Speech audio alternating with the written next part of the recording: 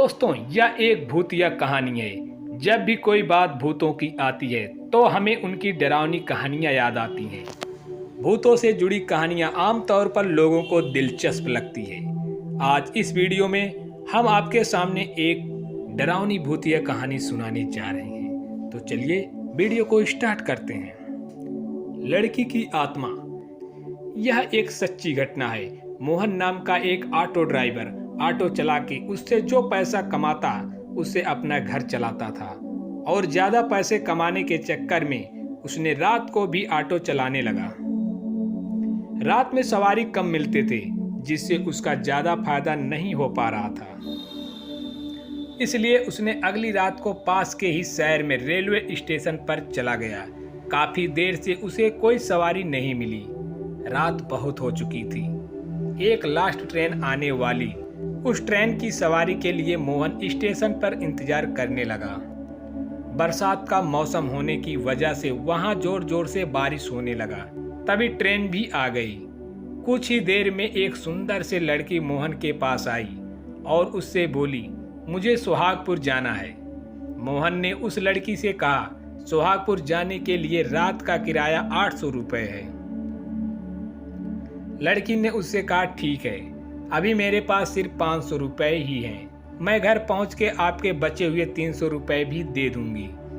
इतना सुनते ही मोहन ने लड़की से कहा, ठीक है मैडम, मैं आपको सही सलामत आपके घर तक पहुंचा दूंगा। इसके बाद मोहन ने लड़की को ऑटो में बैठाया और उसके घर की तरफ चल दिया। रास्ते में लड़की उस ऑटो ड्राइवर से बात करती रही। उसने अपना नाम पूजा बताया। ऐसे ही बात करते करते कुछ ही देर में उस लड़की का घर भी आ गया। लड़की ऑटो से उतरी और बाकी के पैसे लेने के लिए घर के अंदर चली गई और मोहन वहीं बाहर ऑटो में इंतजार करने लगा। काफी देर इंतजार कर जब वो लड़की बाहर नहीं आई तो मोहन ने घर का दरवाजा खटखटाया। घर के अंदर से एक औरत बाहर निकली। मोहन उससे बोला, यहाँ एक लड़की मेरे ऑटो से आई है, उसके 300 रुपये बाकी, वो पैसे लेने अंदर गई थी पर अभी तक वापस नहीं आई। आप मेरे पैसे मुझे जल्दी से दिलवा दो, मुझे लेट हो रहा है। इस पर उस औरत ने कहा, कौन सी लड़की? यहाँ तो बस मेरे पति और मैं ही रहते हैं। फिर मोहन ने कहा, उसने अपना नाम पूजा बताया था। इतना सुनते ही वो औरत हैरान हो गई। उसने मोहन को अपने घर के अंदर ले जाके दीवार पे टंगी अपनी बेटी की फोटो दिखाई। वो फोटो देखते ही मोहन बोला, हाँ ये वही लड़की है। तब तक उसके पति भी अपने कमरे से बाहर आ गए और उन्होंने बताया, ये कैसे हो सकता है, ये हमारी बेटी है। ये 3 साल पहले अपनी पढ़ाई पूरी करके अपने घर आ रही थी, तभी एक ट्रेन से उसका एक्सीडेंट हो गया। वो अब मर चुकी है। ये सुनते ही मोहन के होश उड़ गए और वहां से भाग निकला। जैसे ही वो ऑटो के पास पहुंचा, उसके सीट पे बचे हुए 300 रुपए थे। पैसे देख के मोहन की और हालत खराब हो गई। वो पैसा वहीं फेंक के मंत्र पढ़ते हुए वहां से भाग गया। उसके बाद मोहन ने कभी भी रात में ऑटो नहीं चलाया। कहानी नंबर 3, कौन थी वो? यह एक चुड़ैल की कहानी है। यह कहानी बहुत साल पुरानी है। अंकित नाम का एक लड़का था। अंकित का उसकी माँ के अलावा कोई भी नहीं था।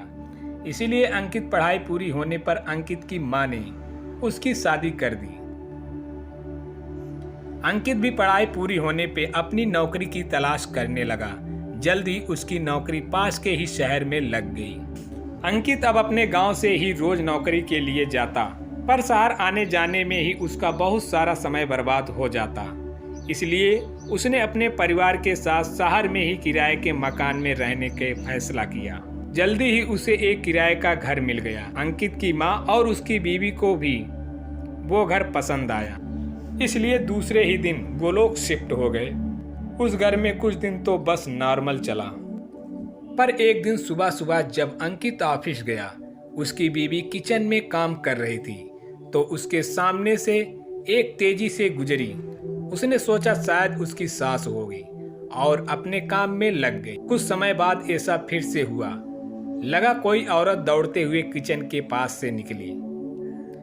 अंकित की बीवी एकदम से डर गई और अपनी सास को आवाज लगाने लगी, पर उधर से कोई जवाब नहीं आया। फिर उसने अपनी सास को सारे कमरे में देखा तो उसकी सास कहीं नहीं दिखी। पत्नी ने अपनी सास को फोन किया और पूछा, आप कहाँ हैं? उसकी सास ने जवाब दिया, मैं तो सुबह ही मंदिर आ गई थी, बस थोड़े ही देर में घर पहुंचने वाली हूँ। रात के समय अंकित की पत्नी ने इस घटना के बारे में अंकित को बताया। अंकित ने पत्नी का वहम समझ के इस बात पे ज्यादा ध्यान नहीं दिया। अगले दिन फिर से ऐसा हुआ तो उसकी पत्नी बिना खाना बनाए ही किचन से बाहर निकल गई। जब सास वापस आई तो उसने पूछा, तुम बाहर क्यों बैठी हो और खाना क्यों नहीं बनाया? पत्नी ने सास को सारी बात बता दी। सास हंसते हुए बोली, अरे बेटी, ऐसा कुछ नहीं होता, शायद तुम थक गई हो इसलिए ऐसा लग रहा है। तुम आज आराम करो, खाना मैं बना दूंगी। इतना बोल के सास किचन में खाना बनाने चली गई।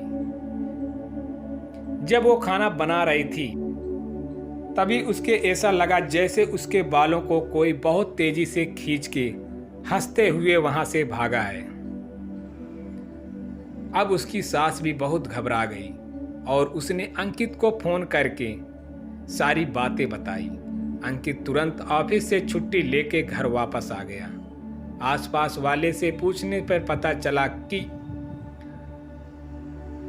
इससे पहले जो परिवार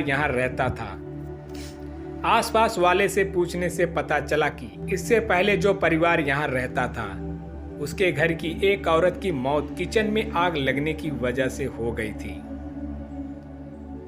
बस फिर क्या था, अंकित तुरंत ही उस घर को खाली करके वापस अपने गांव चला गया और बाद में उसने एक शहर के बीच एक अच्छा सा घर किराए पर लेकर रहने लगा। तो दोस्तों, अगली कहानी देखने के लिए वीडियो को लाइक करें और सब्सक्राइब करें।